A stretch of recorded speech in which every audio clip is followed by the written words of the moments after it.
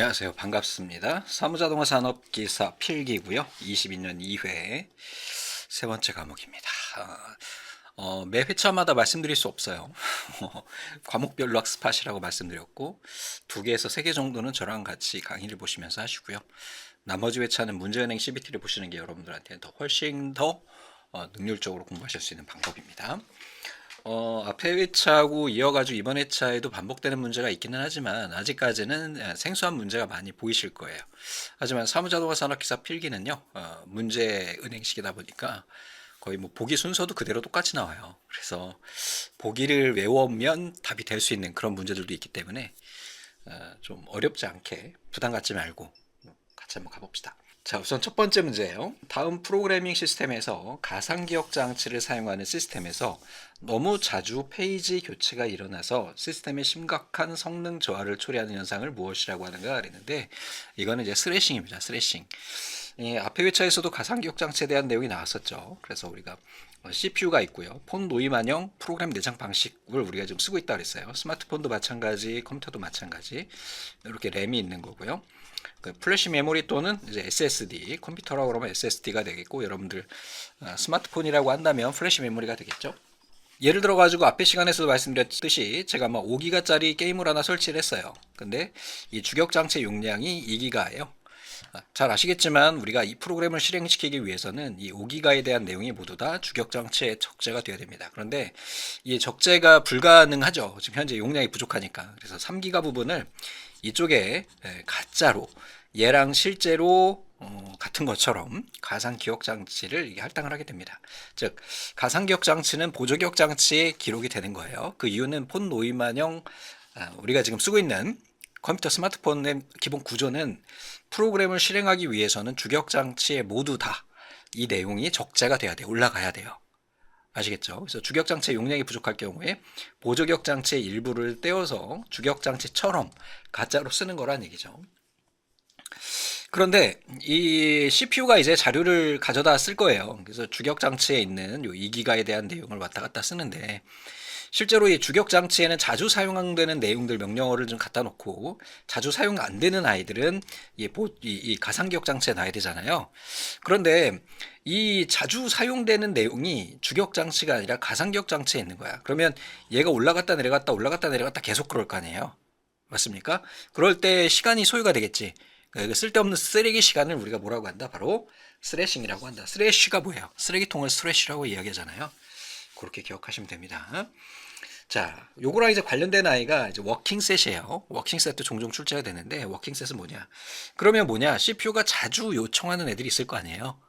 그지? 예를 들어서 뭐 A, B, C, D, E, F 이렇게 있는데 A, B, C를 자주 요청해요. 그러면 얘네를 주격 장치에 올려놓는 거야. 그러면 바로 어떻게 해요? 주격 장치에서 왔다 갔다 왔다 갔다 바로 처리할 수 있겠지. 그리고 요렇게 자주 요청하는 아이들을 묶어서, 그지? 일 많이 하는 애들 묶어서 놓은 걸 뭐라고 한다? 바로 워킹 셋이라고 한다. 이렇게 기억하시면 됩니다. 자, 워킹 셋은 프로세스를 효과적으로 실행하기 위해서 주격 장치에 유지되어야 되는 페이지들의 집합을 이야기하고요. 스래싱은 페이지 부재가 계속 발생돼서 프로세스가 수행되는 동안 페이지 교체에 소요되는 시간이 더 많아질 때, 그럴 때 발생한다. 프로그래밍 언어에서 수명 시간 동안 고정된, 이거 우리 앞에 회차에 똑같은 문제였죠? 설명 안 드려요. 뭐였어요? 상수. 이것과 대응되는 애가 변수. 이렇게 되겠죠. 이 문제에 대해서 궁금하시다면 앞에 회차 강의 보시면 됩니다. 코드까지 해서 보여드렸었어요. 그래서 변수는 프로그램 실행 중에 안에 있는 데이터가 계속해서 변하는 값을 의미하는 거고요. 상수 같은 경우에는 프로그램 실행 중에 그 값이 항상 고정되는 거였죠. 그래서 앞에 회차에서 봤던 거는 예제 소스까지 보여드려서 뭐라 그랬죠? 3단을 계산하는 9단 계산 프로그램까지 보여드렸어요. 자, 원시 프로그램을 컴파일러가 수행되고 있는 컴파일러 기계어로 번역하는 것이 아니라 다른 기종에 맞는 기계어로 번역하는 것은 그랬어요. 우선 기본적으로 제일 먼저 뭐였어요? 사람들이 원시 프로그래머가 원시 프로그램을 작성을 해요. 원시 프로그램 이렇게 하자. 그러면은 얘를 어떻게 하냐면 언어 번역기로 번역을 하게 되는데, 두 가지 방식이 있어요. 뭐 인터프리터 방식이 있고요. 인터프리터 방식은 뭐예요? 바로바로 실시간으로 번역하는 걸 의미하고, 컴파일러는 우리가 만약에 넷플릭스에서 외화를 본다고 생각해 보세요. 그러면 거기에 나오는 자막은 어떻게 될까요? 넷플릭스가 자동으로 대사를 인식해가지고 실시간으로 번역해 주나요? 아니죠. 이미 번역가가 번역을 한 다음에 영상 밑에 쭉 이렇게 표시를 해주는 거죠. 이게 바로 컴파일러예요. 편집가, 편집기 이렇게 생각하시면 됩니다. 이 컴파일러에서 도출되는 아이는 바로 뭐냐면 목적 프로그램이라고 하는 애가 생성이 돼요. 목적 프로그램을 실행 대상이 되는 그런 프로그램을 의미합니다. 자, 이렇게 되는데 예를 들어 가지고 이번에는 그냥 어떤 특정 시스템에 의해서 만들어진 게 아니라 A라고 하는 시스템을 위해서 만들어진 거예요. 그런데 얘를 B 시스템에 맞춰서 변경하고 싶은 거야. 똑같은 소프트웨어를. 그때 사용되는 게 크로스 컴파일러예요. 기종에 맞게 변형하는 거야. 그러니까 예를 들면 이런 거죠. 우리가 안드로이드로 만들어진 앱 프로그램 소스 코드를 가지고 컴퓨터용으로 만들고 싶은 거야. 그때 우리가 크로스 컴파일러를 쓴다 이렇게 생각하시면 됩니다. 그냥 개념적으로만. 근데 실제로는 그렇게 쓸 수는 없어요. 애초에 플랫폼 자체가 너무 다르기 때문에 그렇게 된다라는 거 그냥 간단히 기억하시면 됩니다. 또 자주 출제되는 아이들이 있었죠. 프리 프로세서는 뭐냐면 우리가 프로그램 소스 코드를 보다 보면 실제로 실행이 되지 않지만 어떤 뭐 설명을 위해서 달아놓은 주석 같은 것들이 있어요. 그 주석들을 제거해 나가는 거, 즉 필요 없는 것들 제거해 나가는 그런 작업을 프리 프로세서라고 그래요. 자, 디버거는 앞에 시간에서 보셨죠? 디버거. 바로 애매하게 바퀴벌레 때문에 에러가 발생을 했다 그랬죠. 그래서 뜯어서 들어가 보니까 바퀴벌레가 진 공간에 껴가지고 합선이 난 거야. 그래서 그걸 떼었더니 정상적으로 처리가 됐다. 뭐 이런 내용들을 이야기했었죠. 그래서 프리 프로세서나 크로스 컴파일러, 디버거 모두 다 자주 출제되는 아이고, 자, 링커 같은 경우는 여기에서 이제 목적 프로그램 만들어진 것을 이제 로드 모듈로 만들어서 걔네들이 실제 실행될 수 있도록 주격 장치 올려줄 때 사용되는 그런 언어예요. 그래서 이거는 나중에 로더라고 하는 곳에서 나오는 아이니까 그때 가서 보시면 됩니다. 자, 또 출제되는 얘 똑같은 문제예요. 자, 어휘 분석의 주된 역할은 뭐였어요? 어휘에서 바로 이 어휘들을 각각 쪼개내는 거죠. 이게 문장이에요. 문장을 우리가 뭐라고 하냐면 스트링이라고 이야기를 해요. 이 스트링에서 각각 단어를 뽑아내는, 이렇게 하나하나씩 뽑아내는 것을 뭐라고 이야기한다? 바로 어휘 분석이라고 한다. 그래서 전체적인 구조를 보면 소스 코드를 어떻게 한다? 어휘 분석기예요. 렉시컬 어널라이저. 그래서 여기에서 뽑아서 하나하나씩 쪼개져서 각각의 단어, 의미 있는 단위로 쪼개낸 것을 뭐라고 한다? 토큰이라고 이야기한다. 그럼 이 토큰들의 문법적 구조가 있겠죠? 나는 간다 학교에. 뭐 이렇게 되는 거잖아. 그지? 뭘 하러 가는 거지. 목적성을 가진 투부정사를 가지고 있는 거고, 뭐 이렇게 돼 있단 말이야. 그럼 이런 문법을 또 파악해줘야 되겠죠. 그래서 문법을 파악해줘야 되게 되는데, 그 문법에 맞느냐 하면 그 문법에 맞도록 구분해낸 애를 뭐라고 한다? 파스티라고 한다. 이 문법으로 맞는지 확인하는 도구가 누구예요? 바로 얘는 구문 분석기가 되는 거죠. 그리고 얘는 의미 분석 이렇게 되는 겁니다. 그래서 어휘 분석기에서 나온 아이는 뭐가 된다? 토큰이 되는 거고, 그 다음에 구문 분석기에서 나온 아이는 뭐가 된다? 파스트리가 된다. 요거 꼭 기억하십시오. 두 개 꼭 기억하셔야 돼요. 다시 한번 어휘 분석기에서 도출된 아이는 토큰이 되는 거고요. 그 다음에 구문 분석에서 문법 구조를 보는 거죠. 여기서 나오는 거는 파스트리가 된다. 꼭 기억하십시오. 자, 앞에서는 그냥 전이가 무엇인지만 우리가 봤어요. 전이라고 하는 거, 후이라고 하는 거, 그 다음에 인픽스, 중이라고 하는 거 뭐였어요? 우리가 일반적으로 사용하는 방식은 연산자가 가운데 가는 중위 방식이 되는 거죠. 근데 여기에서는 얘 중이잖아요. 지금 중위 형태로 구성이 되는데 얘네를 어디로? 프리픽스니까 앞으로 빼래요. 연산자만 옮겨주면 돼요. 이거는 이제 우리가 스택이나 큐 뭐 이런 걸 이용을 해가지고 연산을 할 때 사용하게 됩니다. 특히 이제 컴퓨터에서는 스택을 쓰기 때문에 요 연산자를 앞으로 뺄지 뒤로 뺄지에 대한 것을 우리가 결정하게 된다. 이렇게 보시면 됩니다. 어렵지 않아요. 그냥 괄호 바깥으로만 빼주면 돼요. 괄호만 잘 치면 됩니다. 자, 한번 가볼게요. 자, A 플러스 B 이렇게 돼 있죠.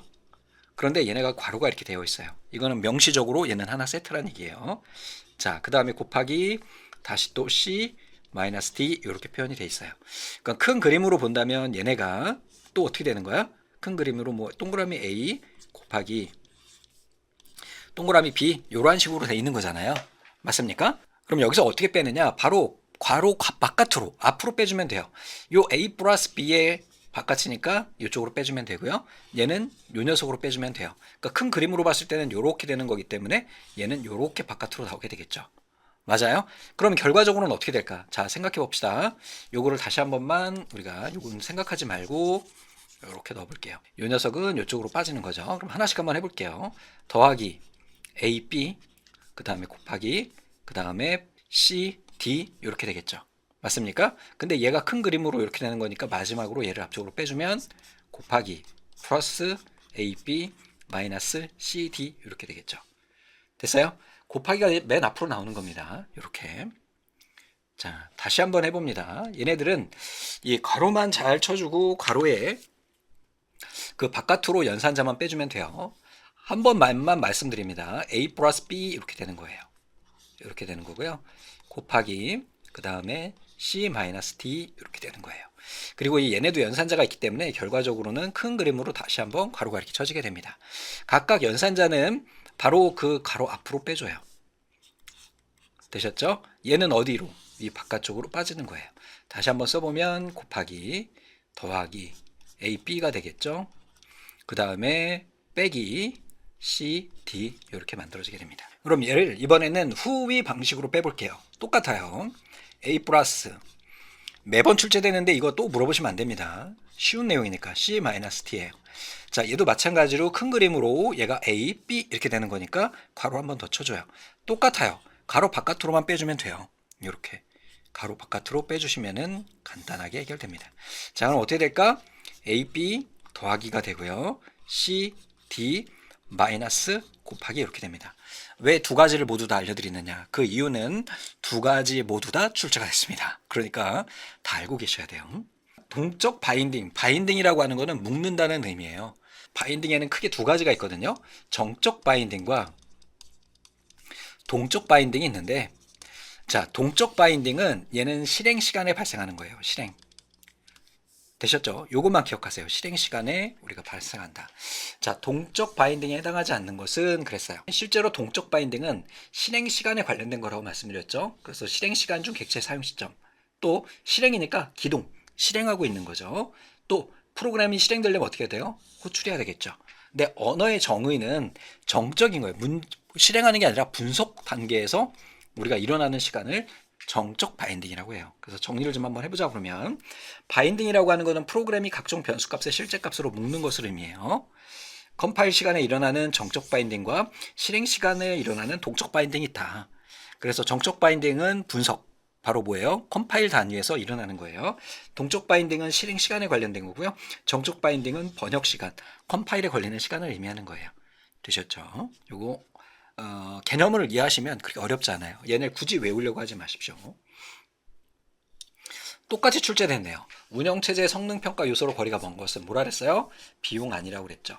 그래서 운영체제가 얼마나 빠르게 문제의 질문에 대해서 답변을 주느냐, 또는 내가 구단을 외우라고 이야기하는데 100% 정확하게 외우고 있느냐, 이런 거. 또 1시간에 100개 일을 하느냐 200개 일을 하느냐, 또는 24시간 단위로 봤을 경우에 내가 원할 때 바로바로 쓸 수 있느냐, 이런 것들 기억하시면 되겠죠. 그래서 이런 아이들 있는 거 기억하시면 되겠습니다.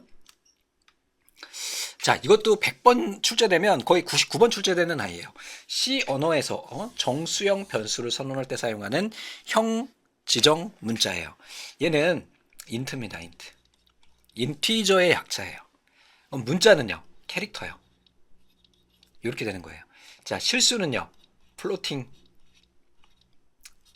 실수형인데 더블 실수형이에요. 뭐 이런 식으로 표현이 됩니다. 이거는 너무 자주 출제되니까 기억하셔야 돼요. 문자형 char, 그 다음에 int 정수형이에요. 얘는 2바이트입니다. 자, 고급 언어로 작성된 프로그램을 구문 분석하여 파서에 의해서, 그지? 구문 분석해서 나오면은 걔가 뭐가 되는 거야? 파스트리가 나온다 그랬죠? 우리 파스 구문 분석에서 결과 나오는 건 파스트리예요. 자, 이렇게 파서에 의해서 생성된 결과물로 각각의 문장의 문법 구조에 따라 트리 형태로 나온 거, 바로 뭐라고? 파스트리요. 끝. 우리 그러면 어휘 분석에서 나온 애를 뭐라고 한다? 토큰이라고 이야기한다. 지금 몇 번째 나오는 거야? 이번 회차만 2개 나왔죠? 자, 소스 코드가 있어요. 그래서 여기서 어휘 분석기에 의해서 도출되는 애는 토큰이고요. 그 다음에 구문 분석에 의해서 도출되는 애는 파스틀이고요. 그 다음에 의미 분석을 거쳐서 실제 실행되는 그런 구조를 갖게 된다. 자, 또 출제됐네요. 주격장치의 배치 전략에서 입력된 프로그램을 수용할 수 있는 공간 중 가장 큰 공백에 할당되는 전략은 그랬어요. 여기에 보니까 30, 16, 50 있는데 여기에 적재되는 거래요. 자, 이거는 뭐가 될까? 여기에서는. 근데 문제가 한 가지가 있어. 뭐 어떤 값을 좀 줘야 되는데 여기에서 뭐 예를 들면은 뭐 15가 들어간다거나 또는 20이 들어간다거나 아니면 30, 40 뭐 이런 값을 주면 좋겠는데 앞에 회차 문제에서는 이 데이터 크기를 줬었죠. 근데 지금은 없어. 그러면 여기에서 입력된 프로그램을 수용할 수 있는 공간 중에서 가장 큰 공간을 할당하는 것을 뭐라고 하냐면 이건 라지 핏이라고 하는 게 없어요. 뭐만 있냐면 베스트 핏, 가장 딱 아다리 맞게 들어가는 거. 퍼스트 핏은 들어갈 수 있는 공간의 가장 첫 번째 거. 그 다음에 마지막으로 이제 워스트 핏이 뭐였어요? 단편화가 가장 많이 발생하는 거. 되셨죠? 자, 여기에서 예를 들어가지고 여기에 모두 다 값이 들어갈 수 있는 상황이다. 즉 16kg짜리가 들어가게 된다. 그러면 여기에 들어가면 얘는 뭐가 되는 거야? 퍼스트 핏이 되겠고요. 여기에 들어가게 되면 뭐가 되는 거야? 베스트 핏이 되겠죠. 자, 얘가 여기에 들어가면 어떻게 돼요? 워스트 핏이 되겠죠. 문제가 좀 까다로워요. 데이터 크기가 정해져 있었다면 훨씬 더 쉬운 문제였죠. 51번이요. 객체 제한 기법에서 객체가 메시지를 받아서 실행해야 될 구체적인 연산을 정의하는 것은 그랬어요. 이 연산이라고 하는 걸 우리 뭐라고 하냐면 바로 메소스라고 이야기를 해요. 메소드. 그러니까 여기에서는 실제 연산을 정의하는 거니까 뭐가 돼요? 메소스가 되겠네요. 자, 예를 들어서 자동차가 있어요. 자동차에는 커다란 클래스로 하나 묶었어요. 자동차라고 하는. 이 클래스에는요, 자동차의 속성, 특성을 의미하는 거예요. 주유량이 얼마나 되느냐, 최고 속도가 얼마나 되느냐에 대한 것이고, 메소스는 거기에 대한 실제 행위, 함수를 의미하는 거죠. 그래서 만약에 주유량을 한다 그러면 주유한다 또는 아니면은 뭐 여기에서 최고 속도니까 가속한다, 감속한다, 주행한다, 정지한다. 뭐 이런 정도로 실제 행위를 의미하는 거예요. 함수. 그러니까 얘는 쉽게 얘기해서 동적인 걸 의미하는 거고요. 얘는 정의에 의한 거예요. 정의. 즉 속성이니까 속성. 여러분들의 속성은 뭔가요? 성격이 MBTI로 우리가 구성이 되잖아요. 그런 것들을 뭐라고 해요? 우리가 보통 어트리뷰트라고 이야기하자. 너의 속성은 뭐야? 너의 특성은 뭐야? Are you attribute? 이렇게 물어보잖아요. 같은 개념이에요. 자, 자동차라고 하는 거에는 이러한 어떤 특성을 가지고 있는 것이고 그 특성이 가질 수 있는 어떤 행위의 값들, 동적인 값들, 이것들을 메소스라고 이야기한다. 보통 우리가 이제 나중에 엑셀에서 가서 본다 그러면 엑셀에서의 각각의 셀들이 뭐가 되는 거냐면 바로 어트리뷰트가 되는 거고 거기에 함수가 들어가잖아요. 곱하기 나누기 뭐 이런 것들, 실제 연산 함수가 들어가는 것들을 바로 메소스라고 이야기한다 보시면 돼요. 자, 얘를 자바 코드로 한번 본다 그러면 이렇게 클래스를 하나 묶어요. 뭐야? 클래스 카, 자동차라고 하는 클래스를 정의했어요. 스트링, 이게 문자열이고 컬러예요. 색상. 야, 내 차 색상은 빨강이야, 파랑이야 이런 거 하고요. 스트링 모델. 야, 모델 중에 야, 내 차는 산타페야, 아드반떼야 뭐 이런 거. 그다음에 인트, 맥스 스피드. 인트는 정수형을 표현한다 그랬죠? 맥스 스피드. 야, 내 차는 시속 200km까지 달려. 뭐 이런 식으로 우리가 클래스를 정의하고 거기에서 실제 일어나는 행위들 그지? 이런 것들을 우리가 뭐라고 한다? 메소스라고 한다. 자, 프로그래밍 언어의 해독 순서로 옳은 것은 그랬어요. 제일 먼저 뭐를 하게 되냐면은 컴파일을 하게 돼요. 원시 프로그램 있죠? 원시 프로그램을 어떻게 한다? 컴파일해요.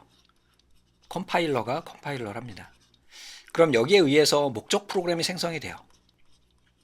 그럼 이 목적 프로그램들을 어떻게 하냐면 이 외부에 있는 라이브러리나 이 목적 프로그램이나 이런 것들 우리 또는 앞에서 우리 라이브러리라고 해서 스탠다드 IOH 이거 기억나시잖아요. 이런 아이들을 연관된 애들을 서로 묶어가지고 가지고 들어와요. 이게 바로 뭐가 되냐면 링커가 돼요. 링커. 지금 뭐 하고 있어? 내가 실행할 프로그램에 필요한 외부의 자료들을 서로 연결해서 연결해 주는 거, 묶어 주는 것을 링커라고 이야기하고요. 얘를 실제 주격 장치로 읽어 드려요. 이걸 우리가 로더라고 이야기합니다. 로오더 이렇게 되는 거죠. 요거 순서 기억하시기 바랍니다. 별거 아니에요. 생각만 해주면 돼. 잘 생각해 보세요. 제가 외국에 있는 어떤 원서를 가지고 번역을 해서 우리나라에서 출판을 하려고 그래요. 그러면 제일 먼저 그 원서 가져온 아이를 뭐라고 해요? 원시 프로그램이라고 이야기하죠. 그 다음에 이제 컴파일러 단계에서 뭐라는 거예요? 여기에 있는 단어들을 의미를 다 파악하고 번역을 쭉 해내죠. 그 다음에 그 번역한 애들하고 그 외에 이 책을 쓰는데 필요한 그런 다양한 아이들을 더 섞어서 매 페이지마다 얘네들이 있을 거 아니에요. 그죠? 그러면 걔네들을 하나하나의 목적 프로그램으로 보고 그 다음에 얘네 묶으려면 뭐가 필요해? 본드가 필요하죠? 걔네들 필요하잖아, 본드가. 그럼 본드랑 같이 묶고 여기까지가 링커고요. 실제로 얘네를 인쇄소에서 책까지 해서 딱 나와서 내가 읽을 수 있도록 만들어주는 거. 이게 바로 여기까지가 로더가 된다. 자, 원시 프로그램, 컴파일러, 목적 프로그램, 링커, 로더 이렇게 되는 겁니다. 자, 로더 또 나왔어. 로더의 기능 중 실행 프로그램을 실행시키기 위해 기억 장치 내에 옮겨 놓을 공간을 확보하는 거라고 그랬어요.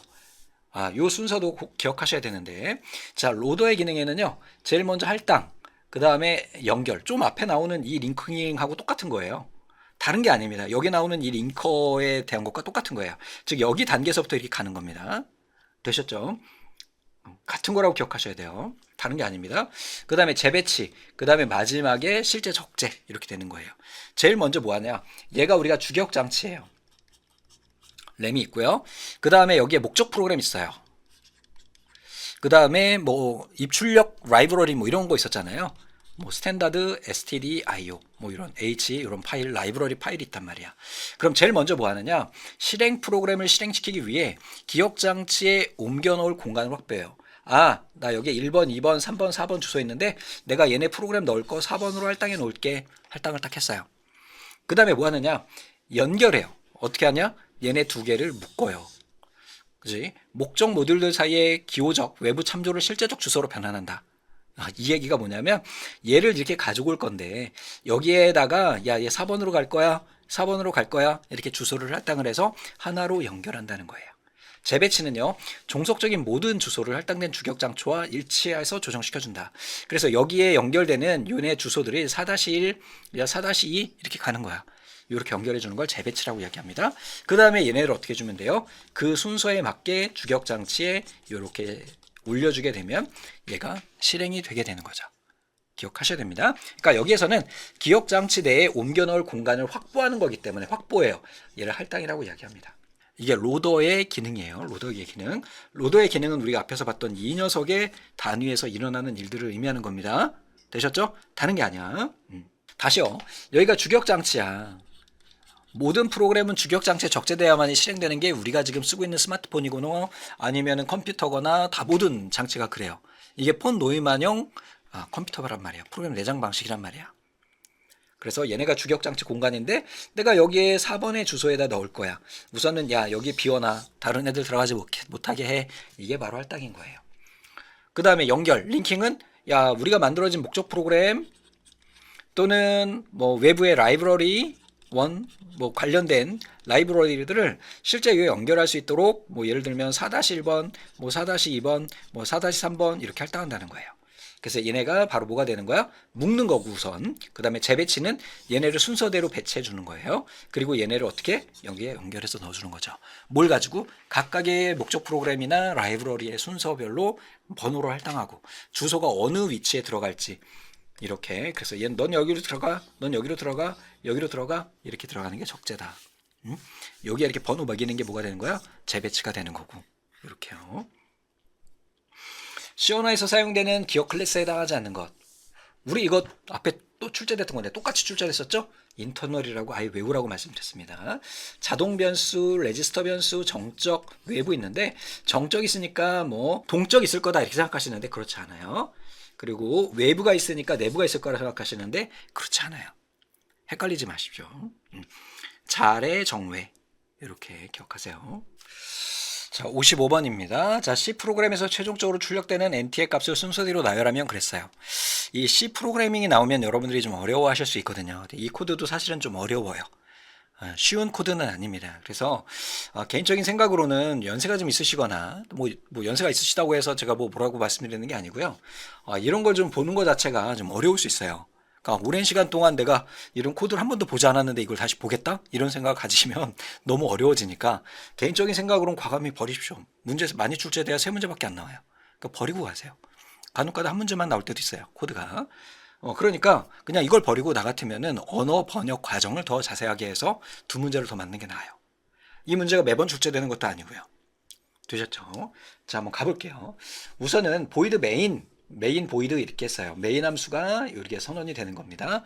그리고 반환값이 없어. 보이드라고 하는 건 비어있다는 의미예요. 그래서 다 필요 없고 얘네가 반복되는 겁니다. 그래서 우리 앞에서 while문이라고 하는 애와 두 while문이라고 하는 애가 있었어요. 그래서 while문 같은 경우는 앞에 while이 와요. 그렇다 보니까 앞에서 종단이 끝나게 됩니다. 그러니까 시작과 종료, 그러니까 판단을 앞에서 하는 거야. 근데 두 while 같은 경우는 어때요? 얘를 실행하고 다음에 판단하는 거예요. 됐죠? 자, 그리고요, 변수가 정수형 변수 두 개가 있어요. n과 t가 있어요. 그럼 이렇게 그려줍니다. n, t 이렇게 되는 거예요. 두 개 다 0부터 시작할 거야 라는 개념이에요. 자, 실행을 했어. 그때 t 플러스 n은 n 이렇게 표시가 됐죠. 이건 뭘 의미하는 거냐면 t 플러스는 n 얘는요, 다른 의미로 t는 t 플러스 n을 요약해서 간략하게 표현한 연산식이에요. 이 C 언어에서만 사용되는 이 코드 형식입니다. 요것과 같은 거야. 즉 얘기해서 t라고 하는 거는 n하고 t를 더해서 나를 만들으란 얘기야. 그럼 0이 되겠죠. 맞아요? 그리고 또 여기 보시면은 n 플러스 플러스가 있는데 이 n이 하나씩 증가한다는 얘기예요. 그러면은 0이었으니까 1이 되겠죠. 그리고 얘가 어때요? 9가 될 때까지, 참이 될 때까지니까 다음에 어떻게 될까? 얘를 두 개 더해요. 그럼 어떻게 될까? 1이 되겠죠. 얘는 2가 되겠죠. 다시 올라가면 3. 그 다음에 얘는 3이 되니까 3, 3은 6 더해주고요. 다음에 얘 4로 바뀌고요. 10. 그 다음에 5니까 15. 그 다음에 얘는 6이 되겠죠. 그럼 얼마 나와요? 21. 다음에 7이니까 28. 다음에 8 더하면 36. 다음에 9 더하면 45 이렇게 나오겠네요. 그리고 n이 9까지잖아요. 10까지 가는 게 아니야. 그럼 그때 출력되는 결과는 9하고 45가 나오게 됩니다. 그리고 출력할 때 보시면은 n은 이라고 하는데 요건 그냥 이렇게 n 표시가 되는 거고요. 는 %d라고 하는 것이 형 변환 문자인데 얘는 10진수로 출력해라는 얘기고 얘가 2가 들어간다는 건 두 자리로 표현한다는 얘기예요. 되셨죠? 결과적으로 보면은 얘는 첫 번째는 9 나오고요. t는 2dn 이랬으니까 얘는 45 이렇게 표현이 됩니다. 그래서 n은 9, t는 45 이렇게 출력되는 그 결과값은 9하고 45가 나오게 된다. 즉 1부터 9까지의 누적 합계 이걸 계산하는 아이예요. 자, C++ 객체장 프로그래밍에서 메소스의 사용 예시를 가장 옳게 표현한 것은 그랬는데, 자, 메소스는요 닷으로 구분해요. 닷으로. 다 잘못됐고요. 요거는 닷으로만 표시합니다. 그래서 1번이 답이 되고 자주 출제되지 않지만 요거 닷이라고 하는 것만 기억하세요. 거의 대부분의 언어에서 메소스 구분할 때는 닷을 씁니다. 자, BNF가 나왔는데 앞에서는 BNF로 정의한 아이를 뭐라고 한다 그랬어요? 파스트리라고 한다 그랬죠? 그러면 이 BNF 표기법에 대해서 한번 이야기를 해볼게요. BNF 표기법은 기본적으로 요거 는 있죠? 땡땡땡땡 는은 정의하다예요. 즉 A는 C 이렇게 표현한다 그러면 얘는 뭐가 되는 거야? 아, A는 C구나. 정의할 때 쓰는 겁니다. 되셨죠? 짜잔 짜잔 이렇게 표현하는 거죠. 자, 선택은요 A 또는 B. 야, A 또는 B 선택하는 거예요. 다음에 비종단은 야, 이건 이 안에서 반복하는 거야. 됐죠? 이렇게 표현이 됩니다. 자, 요걸 이제 확장한 이 BNF라고 하는 애가 있는데 얘는 반복이에요. 얘는 선택이고요. 얘는 선택 택일이에요. 얘는 하나만 고를 수 있고요. 얘는 옵션이에요. 하여간에 이 BNF와 이 BNF는요 시험 문제에 100% 출제됩니다. 이 코드 꼭 기억하셔야 돼요. 정의니까 뭐가 돼요? 1번이 됩니다. 얘는 뭐예요? 택일이죠. 얘는 뭐예요? 반복이죠. 얘는 비종단이에요. 외우십시오. 그냥 나온다. 자, 그것과 관련된 BNF 표기법이에요. 이 문제가 좀 어렵거든요. 이것도 사실 어려운데 그냥 우리가 앞에서 봤던 BNF 여기에 있는 이 선택만 기억하고 계시면 돼요. 즉 S는요 A로 시작하면서 S로 끝나는 거예요. 또는 이게 바가 선택이니까 A로 시작하면서 B로 끝나는 거예요. 자, 얘는 무조건 A로 시작하면서 B로 끝나고요. 둘 중에 하나가 이루어지는 거야. 근데 이 AS, 즉 S가 S 반복되니까 A가 결국은 A잖아요. 그래서 A가 나올 수도 있고 또는 AA가 나올 수도 있어요. 또는 A로 시작해가지고 B로 끝나는 이러한 형태가 됩니다. 대문자 B예요. 되셨죠? A 또는 AA로 끝날 수 있어요. 됐어요. 다음에 C라고 하는 아이는 어떻게 되느냐? 얘는 A로 시작하면서 또는 A로 시작하면서 얘도 순환이에요. 얘를 회귀한다라고 얘기하거든요. 다시 A로 이렇게 표시가 될 수 있는 거예요. 둘 중에 하나예요. 되셨죠? 자, B라고 하는 애는 B로 시작하면서 C로 끝난대요. 자, C는 어떻게 돼? A나 AA죠? 됐습니까? 우리가 이게 표현됐어요. 자, 그러면 한번 봅시다. 우리가 여기서 표현될 수 있는 거는 A 하나로 시작하거나 또는 AA로 시작할 수 있어요. 마찬가지, 두 번째도 마찬가지잖아요. 두 번째도 마찬가지로 A로 시작하거나 또는 AA로 시작되거나 또는 AC로 끝나거나 뭐 이런 아이가 되겠죠. 맞습니까? 다음에 B 같은 경우에는 어떻게 된다? B는 B로 시작하고 C로 끝난대요. 근데 C가 뭐였어? 우리 좀 전에? C가 A였잖아요. 그잖아. 또는 AA가 될 수 있겠죠. 헷갈리나요? 네, 다시 한번 볼게요. 자, 우선은요. S라고 하는 거는 A로 시작할 수 있어요. 됐지만 얘는 재귀라고 해서 얘가 반복될 수 있기 때문에 A 아니면은 AA가 될 수 있고요. 또는 A로 시작하면서 B로 끝날 수 있어요. 이렇게 되는 겁니다. 자, 얘네들만 들어갈 수 있어요. 두 번째 C 같은 경우는 A로 시작한대요. 얘는 그냥 A야, 그냥. 또는 얘도 재규이기 때문에 A 또는 AA로 시작할 수 있어요. 자, B 같은 경우에는 얘는 B로 시작하고요. C로 끝난대요. 근데 C가 다 뭐야? 다 A잖아. 맞아요? 그럼 B로 시작하고 A로 끝나거나 BAA 이렇게 이런 아이들이 될 수 있다는 거예요. 자, 그럼 결과적으로 보면은 얘네를 순서대로 써보면 돼요. 자, 첫 번째는요, 무조건 A가 나와야 돼요. 맞죠? A가 나와야 돼요. 얘는 끝나는 애니까 그래서 A로 나와야 됩니다. AA도 돼요. 바로 뒤에 B가 나올 수 있나? B 나올 수 있네요. 대신에 C는 여긴 C는 없는데, 그죠? 그래서 이렇게 X가 되는 거예요. 이 C는 결국은 A였으니까 맞습니까? 여기 C가 이렇게 들어가면 되잖아. 여기에서 얘네가 이쪽으로 들어간다고 생각하세요. 다 A밖에 안 되잖아. 그러니까 얘는 답이 될 수가 없어요. 우선. 다음에 이번에는요. A로 시작했어요. 두 번째 B가 될 수 있죠. 왜? 여기에서 우리가 좀 전에 A 또는 A 또는 A 또는 BA 이렇게 됐으니까. 그래서 A하고 B가 될 수 있어요. 그 다음에 뒤에 AA 가능하죠. 대신에 B로 시작하는 애는 될 수가 없어요. 왜? 다 A로 시작하고 있거든. 이 B에서 C 같은 경우는 얘 종속이 되잖아요. 그러니까 결론적으로 보면 B, A로 끝나거나 BAA로 끝나고요. 앞에 A는 A 또는 AA의 BAA 또는 AA의 BA 이렇게 끝나는 아이가 답이 될 수가 있어요. 됐습니까? 그래서 ABAA 또는 AABAA, AABA 이런 애가 답이 될 수 있다. 그래서 우선은 무조건 B는 시작될 수가 없고 여기서 답이 될 수 있는 아이는 아바입니다. 아바. 어렵죠? 좀 까다로운 거예요. 정규 문자 표현식인데 얘는 그냥 항상 이 문제가 그대로 출제됩니다. 그래서 얘는 그냥 ABAA가 답이구나 이렇게 기억하시면은 더 편할 수 있어요. 얘가 왜 이렇게 되는지를 보는 것보다는 그냥 얘 답은 ABAA야 이렇게 정리하십시오. 똑같이 나와요. 제가.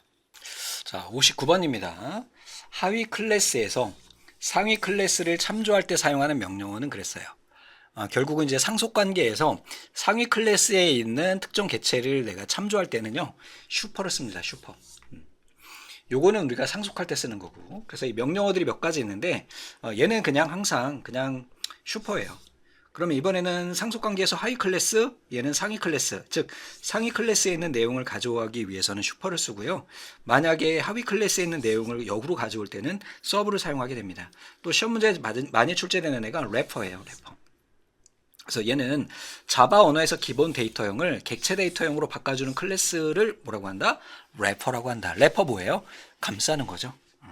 그리고 여기에서는 슈퍼, 요것만 기억하십시오. 그래서 보기에 슈퍼가 있으면 슈퍼가 답이에요. 자, 60번은 세마포어예요. 세마포어는 교착 상태에 관련된 내용이에요. 그래서 운영체제에서 교착 상태를 해결하기 위해서 사용하는 거고, 세마포어는 기본적으로 수신호라고 하는 개념이 있어요. 여러분들 요거 보시니까 어떤 게 생각나시나요? 요즘에는 다 전자적으로 이루어지게 되는데 예전에는요, 기차가 갈 때 앞으로 가라 또는 정지해라 라고 하는 것을 이렇게 파란불과 빨간불로 표시를 해요. 신호등하고 같은 거예요. 파란불일 때는 가는 거고요. 빨간불일 때는 멈춰야 돼. 이게 바로 세마포어예요. 그러니까 프로세스를 제어해주는 역할을 하는 게 바로 이 녀석이다. 근데 세마포어 연산에는 세 가지가 있는데 어떤 게 있느냐? 초기화, 디크리먼트는 뭐예요? 얘는 줄여주는 거고요. 인크리먼트는 뭐예요? 올려주는 거잖아요. 얘는 사전 찾아보시면은 상승 뭐 그런 의미가 있고요. 얘는 하락 그런 의미가 있어요. 즉 하락이라고 하는 거는 블럭 중지시키는 거고요. 그 다음에 인크리먼트는요. 블럭돼 있던 거를 활성화시켜 주는 거예요. 파란불을 의미하는 거예요. 얘네를 이렇게 바꿔주는 거죠. 인크리먼트, 디크리먼트. 이니셜은 초기화 이렇게 하는 것을 의미한다. 이렇게 보시면 되겠습니다. 살짝 어려운 내용이기도 한데 얘는 자주 출제되지 않으니까 간단하게 세마포어는 프로세스를 진행하거나 멈출 수 있도록 해주는 수신호를 가지고 있는 아이다. 이렇게 기억하시면 되겠습니다. 그래서 여기까지 해가지고 2022년 두 번째, 요거 연차가 잘못됐네요. 자, 두 번째 회차, 세 번째 과목을 풀어봤습니다. 자, 긴 시간 고생 많으셨고요. 오늘 본 문제들 중에 한 두 개 정도는 버릴 게 있어요. 이런 아이들에 대해서는 그냥 문제답 보고 외우고 넘어가시면 됩니다. 굳이 알려고 하지 마시고요. 자, 반복되는 문제는 다음에 설명하지 않아요. 기억하시고 완벽하게 하고 넘어가십시오. 감사합니다.